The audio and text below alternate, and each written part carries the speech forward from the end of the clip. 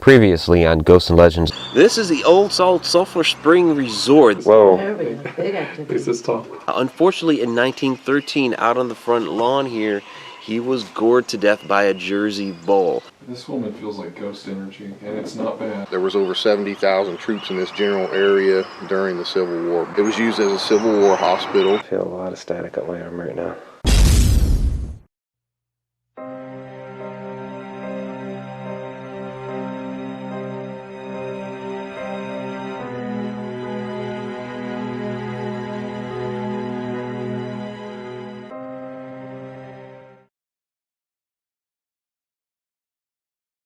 Welcome to another episode of Ghosts and Legends. I'm author and Ghostorian Mike Ricksecker. Nestled on a sleepy street in the town of Guthrie, Oklahoma, is the haunting visage of the Stone Lion Inn, a renowned bed and breakfast that may be more famed for its ghosts. In a town teeming with paranormal activity throughout its historic district, this may be the most haunted of the lot. To this writer and investigator, the Stone Lion Inn is the epitome of a haunted house, and has been a favorite of mine for several years.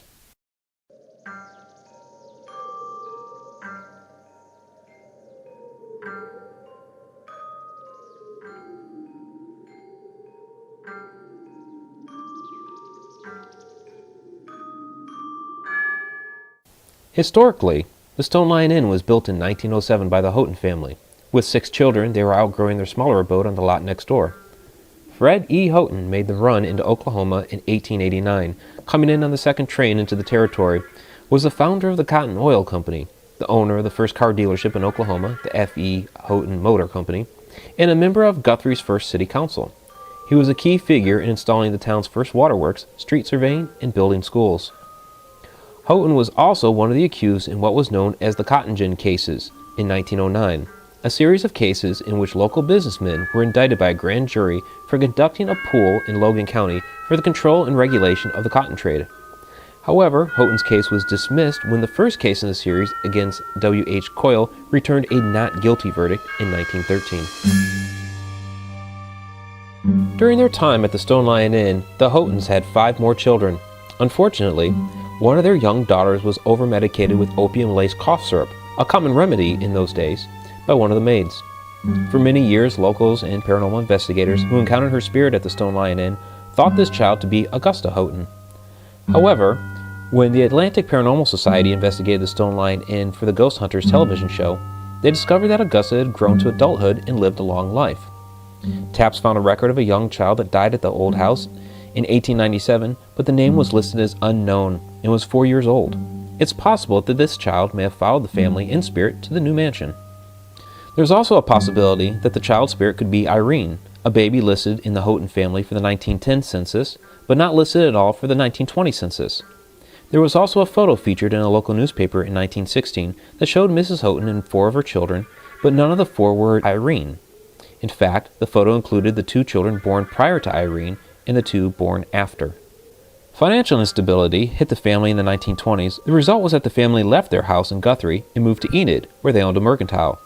In their stead, Smith's Funeral Home leased the mansion from the Houghtons and used it as a mortuary for 8 years. The embalming table from the mortuary still resides in the house to this day. The Houghton family returned in the early 1930s.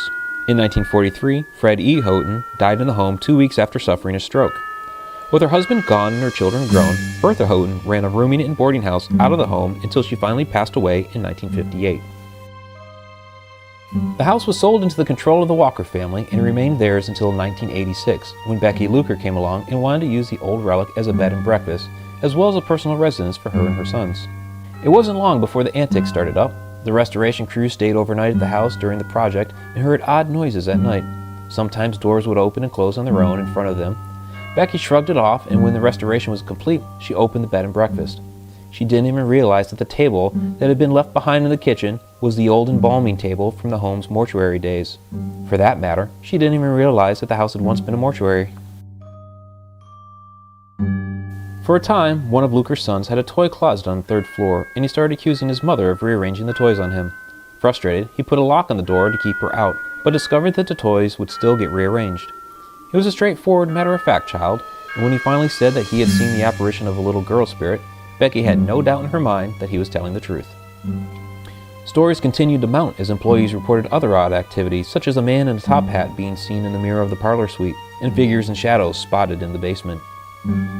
Footsteps emanated throughout the house, and doors continued to open and slam shut on their own. Antique dolls in the bedroom where the young Houghton girl had stayed would suddenly be covered up with blankets. The home was open to paranormal investigators, who revealed many interesting occurrences, such as light anomalies that were recorded in the parlor suite, doors slamming on their own, and an audible voice of a little girl that would say, "Can you find me? Find me."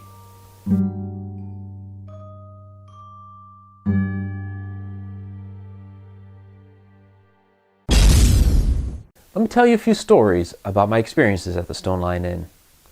The first time I was ever there was for their murder mystery dinner theater.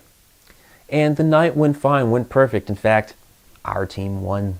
We were able to figure out the mystery. But as far as paranormal activity, nothing really happened. It was pretty quiet. You know, there were creaks and groans throughout the house, as is normal for the Stone Lion Inn. But it was the next morning where the paranormal activity seemed to kick up.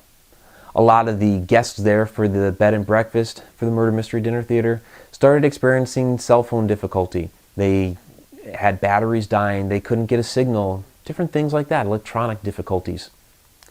For me personally, I saw a shadow move, dart from out of the hall and into the bathroom in my suite. Just a few mild things. That was just the first time.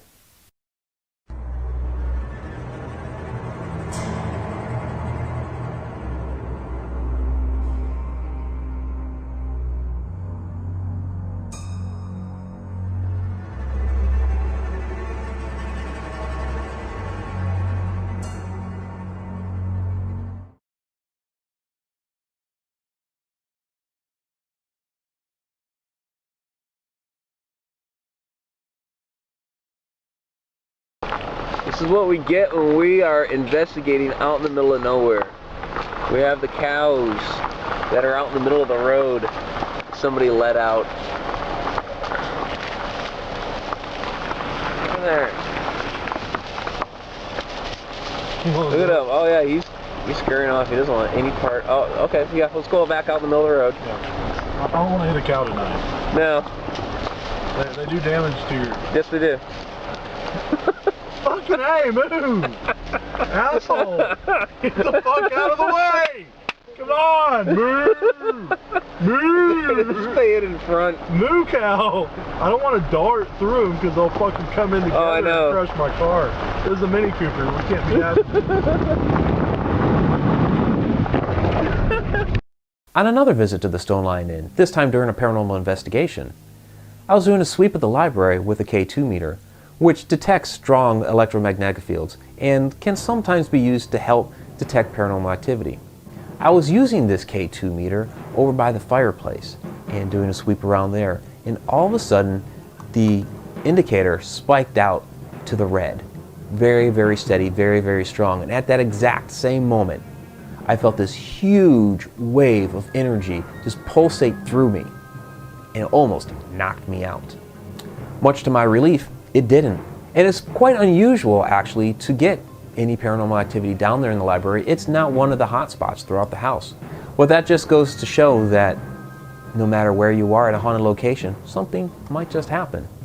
That same night, we were headed up the staircase from the first floor to the second floor. When we got about halfway up, and a door in front of us creaked open. And as I peered up, I noticed it was the same doorway from the first night I'd ever spent at the Stone Lion Inn, when that shadow darted through the doorway and into the bathroom. It was that door that creaked open. The best story that I have from the Stone Lion Inn was we had just started our investigation, and we were on the first floor.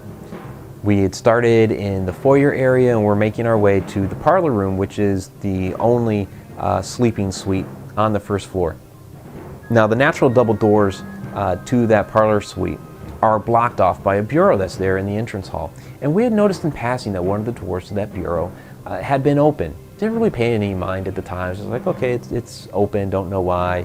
A couple of us had noticed it, but like I said, didn't pay any mind. So we went around to the parlor room, and really almost as soon as we had got back there, maybe we were back there for a few seconds, all of a sudden we hear this boom, slam from out in the foyer area. So we run out there to see what the heck was going on.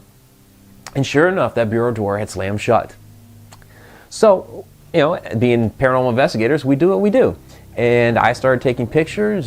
Johnny Longan, who was one of the investigators with us there at the time, he gets out his tri-field meter, and he's trying to take different readings.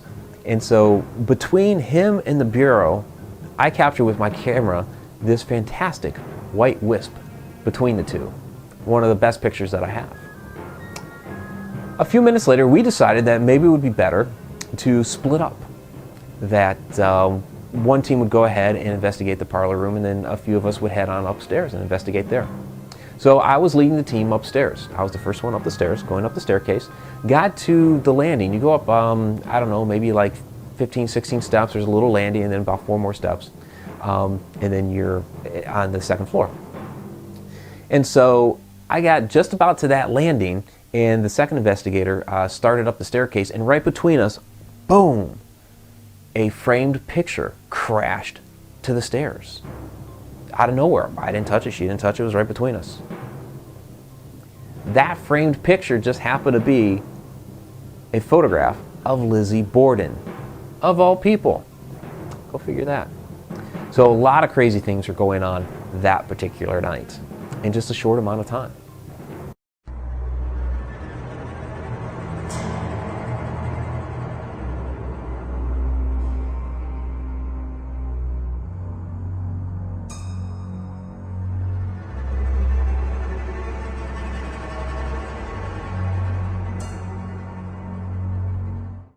We may never know who or what actually haunts a particular home. Paranormal investigators piece together their evidence and present their theory, while historians actually do the same. There are 3 sides to every story when it comes to investigating the paranormal. It's the investigators, the historians, and the real story is in between the two. And that would be the truth. Until next time.